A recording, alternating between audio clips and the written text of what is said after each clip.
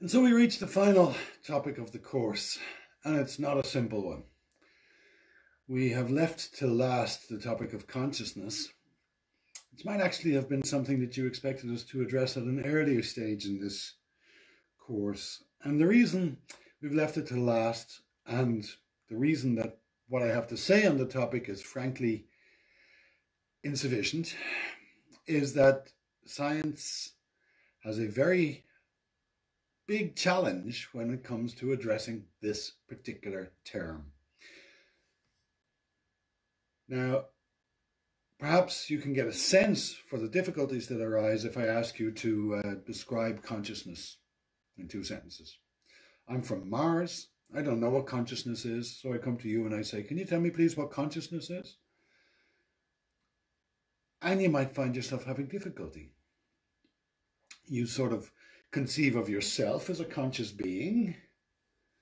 You're in no doubt that you're conscious. You're in no doubt really that everyone you meet is conscious. You might have doubts about dogs, beetles, bacteria, but people, it's sort of one of those words that we lean on a lot. But describing what's meant by consciousness is quite difficult. Now, that's not the only question we could ask, of course. We could ask, how does the brain produce consciousness or make consciousness? If that's, in fact, what the brain does, there's no universally agreed story here. We could ask, how does consciousness arise in the brain? Or maybe it doesn't. We certainly don't know. We might hold off such questions, and especially this problematic pairing of a very evocative word, consciousness, with a humble piece of meat, the brain. And then we might just decide to ask, well, let's explore the word a little bit more before we start attributing it to brains. When we link those two prematurely, we end up with this weird discourse. It sounds like the brain is some kind of an organ that secretes consciousness, like the liver secretes bile. Various glands and organs of the body make stuff. And to speak of consciousness as if it was the stuff that brains made, well, that's probably not what we meant in the first place, right? So when we approach the topic of consciousness, we will have to be very, very careful. And one of the first things we'll have to recognize is that this word means lots of different things. People use it for different purposes. And a lot of conversations go wrong because people are using the term in different senses. And we are going to explore several distinct senses of the term consciousness. Senses which overlap at best partially, sometimes no overlap at all. That's not necessarily a problem. When we have a poorly defined word, we can often make progress by narrowing down the sense in which we mean that term. So here, for example, are 2 senses of the term consciousness. They are by no means the only senses, and we will explore others. But here are 2 senses that have been identified: access consciousness and phenomenal consciousness. Now, you've probably never heard of either of these, although you definitely heard of consciousness. So what's the distinction that's being drawn here? When we speak of access consciousness, we're speaking of that which you can report on. Stuff I can ask you about. I can say, do you see this? How do you feel? What are you sensing? What's going on with you right now?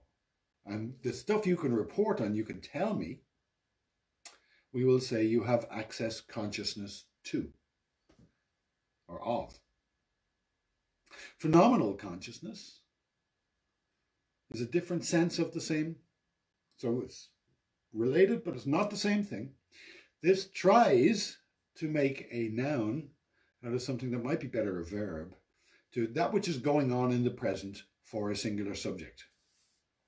So this phenomenal consciousness does not refer to anything that is necessarily connected to language, whereas access consciousness does. So let's just walk through these first. Access consciousness. Now, here's a little tip of the tongue joke. You've all had this experience that something is on, you're looking for a word and you can't quite access that word. You know it, but you don't quite have it available to you. Well, that's the sense of access we're talking about. When something is available to you, when you can report it and say, oh yes, my toe hurts, or oh yes, I'm thinking of such and such.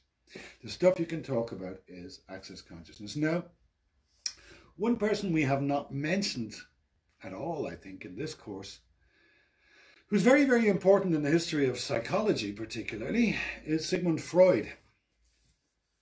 Sigmund Freud's theory of psychoanalysis from the beginning of the 20th century was extremely important in human thought.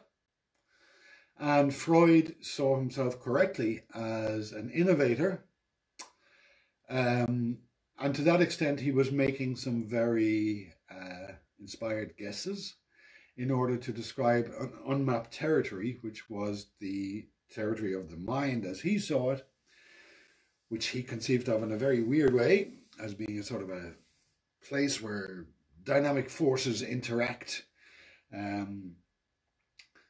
And Freud sort of expected his initially insight-driven guesses in this area to lead to a scientific account. He expected psychoanalysis to become a science of the mind, and it didn't. Doesn't mean it went away. It's very, very useful in our self-understanding and in certain therapeutic directions, but it did not become part of the scientific mainstream. But one of the influences that his theories left us was the distinction between the unconscious or subconscious and the domain of the conscious. You've often used these terms. You speak of your unconscious awareness, or you were unconsciously aware of something, which is a bizarre sort of word. Whenever you refer to the unconscious or the subconscious, you are drawing from Sigmund Freud's theory. So although psychoanalysis did not become a science, it's left its legacy in your self-understanding. Whenever you refer to the unconscious or the subconscious, you're using the term in a manner that's very much like access consciousness, where access consciousness is the set of things you can provide verbal report on. And just parenthetically, like all words to do with consciousness and most words to do with minds, you need to keep your critical hat on. I see that the term access consciousness has also been co-opted by a new age cult that offers enlightenment for free. So when someone starts throwing these words around, check they're using them correctly. That's access consciousness. We'll look at how this story is developed scientifically in the next lecture.